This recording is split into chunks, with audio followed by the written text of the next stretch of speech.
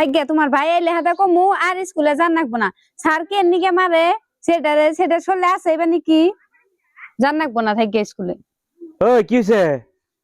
কিছুই না, কি আর হবো দেখো না, সেটার বলে আজকেও ছেড়ে মার দিছে। এই পিন্ডাতে ছেড়ে মার দিলে ছেড়ে বাঁচবো? কে স্কুলে যাবা নিকে না করো কে?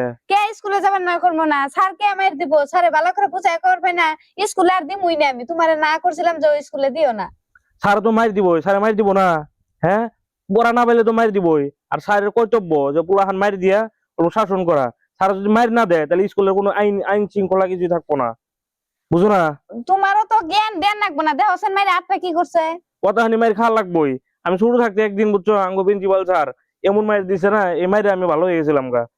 বড়ের থেকে একদম রুলং 1 1 1 2 1 আর 2 রুলং, এই দুটার মধ্যে গেছাল। আমার মনে আছে বুঝছো। আর তার জন্য আমি জানি যে তো যার ওষুধ হলো মায়ের। স্কুলে বোধ হয় মায়ের হালকা হালকি যদি মায়ের না দেয় তাহলে পোলাহান ভালো হবো না, আইন শৃঙ্খলা স্কুলে থাকবো না।